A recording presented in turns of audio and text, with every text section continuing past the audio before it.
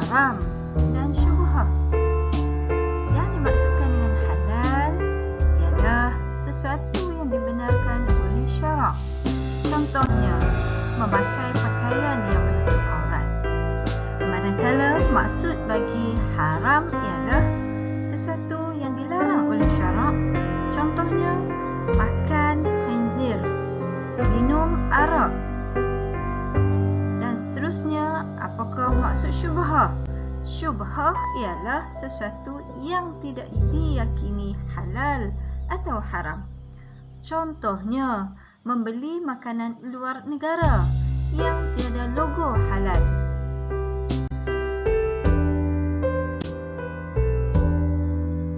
Hikmah menjauhi perkara haram dan syubhah.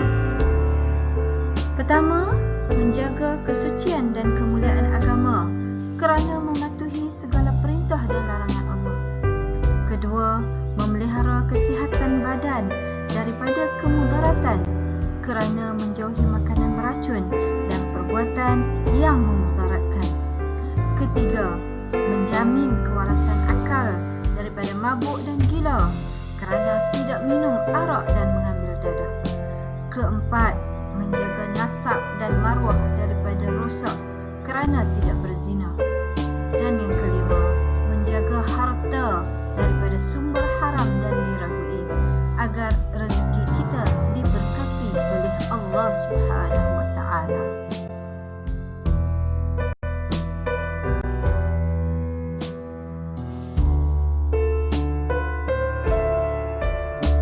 Sekarang mari kita perhatikan ciri-ciri orang yang mempunyai hati yang bersih dan hati yang rosak. Untuk hati yang bersih, kita lihat dari aspek iman. Orang yang mempunyai hati yang bersih, pertama, mematuhi segala perintah Allah. Kedua, sabar dan tenang dengan ujian daripada Allah Subhanahu wa taala. Ketiga, gemetar hatinya apabila disebutkan nama Allah. Manakala hati yang rosak dari aspek iman, pertama, kufur dan ingkar segala perintah Allah. Kedua, berkeluh kesah dengan ujian daripada Allah Subhanahu wa taala. Ketiga, sentiasa tertarik dengan nafsu keduniaan. Dari aspek ilmu, hati yang bersih, pertama, memahami peringatan dan pengajaran yang diberikan oleh Allah Subhanahu wa taala. Kedua, sentiasa berusaha untuk memahami kebenaran.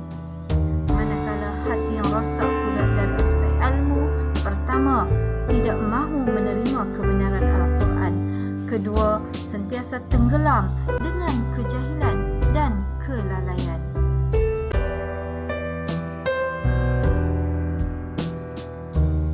Jom kita fahami spektrum ilmu. Pertama, Al-Hasan bin Ali radhiyallahu anhuma meriwayatkan bahawa Rasulullah sallallahu alaihi wasallam bersabda, "Da' ma yaribuka ila ma la yaribuka." Riwayat At-Tirmizi dan An-Nasa'i. Maksud, tinggalkanlah perkara yang meragukanmu dan gantikanlah dengan perkara yang tidak meragukanmu. Spektrum yang ilmu yang kedua. Sahal radhiyallahu anhu berkata, sesiapa yang makan makanan yang haram, maka derhakalah seluruh tubuhnya, sama ada secara sukarela atau dipaksa, secara sedar atau tidak. Sesiapa yang makan makanan yang halal, maka seluruh tubuhnya akan taat dan berlari dengan kebaikan. Imam Al-Ghazali, Ihya Ulumuddin. Pelajar yang dikasihi Allah sekalian, marilah kita amalkan doa ini. Allahumma kfini bihalalika an haramika wa aghnini bifadlika amman siwaka. At-Tirmizi. Maksudnya, ya Allah, cukupkanlah aku dengan perkara yang halal daripada perkara yang haram, dan kayakanlah aku dengan kurniaan-Mu, bukan daripada selain-Mu.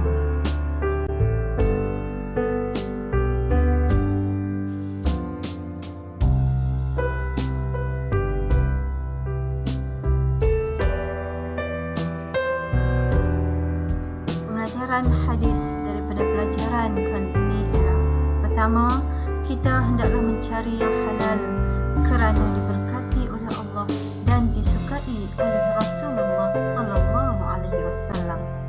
Kedua, kita hendaklah menjauhi yang haram kerana perbuatan tersebut adalah satu larangan Allah Subhanahu wa taala dan mendapat azab di akhirat kelak. Ketiga, kita hendaklah menghindari perbuatan syubhah kerana perbuatan tersebut boleh membawa kepada dosa.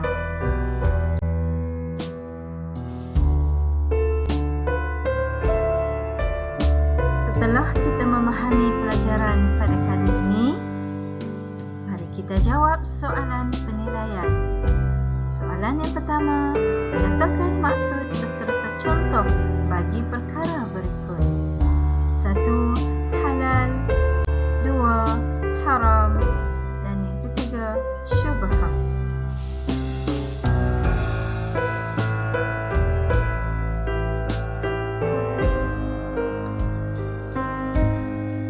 Kedua, terangkan dua hikmah menjauhi perkara haram dan syubhah.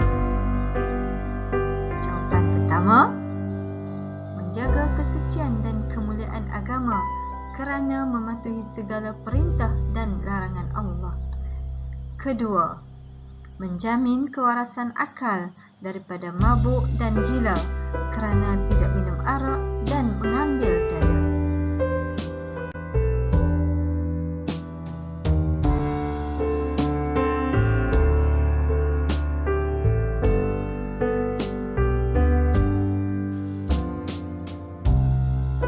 Soalan ketiga, terangkan dua peranan hati dalam kehidupan manusia.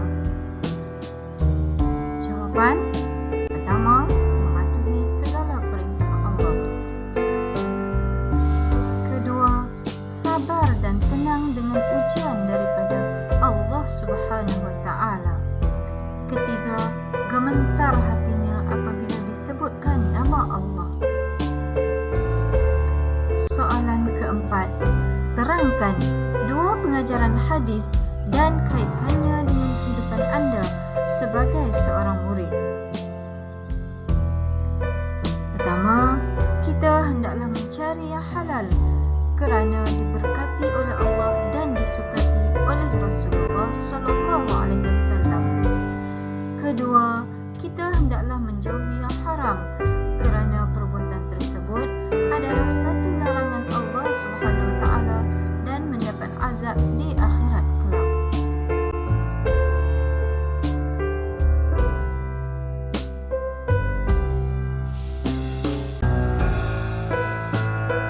Soalan kelima, soalan hebat.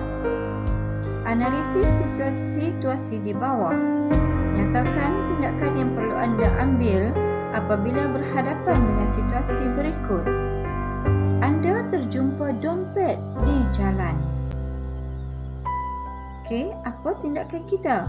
Contoh jawapan, isi, saya akan menyerahkan dompet tersebut kepada pihak berkuasa seperti polis.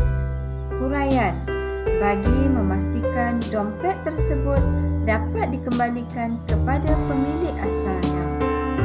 Huraian lengkap, hal ini kerana seseorang yang kehilangan dompet akan melaporkannya kepada pihak polis.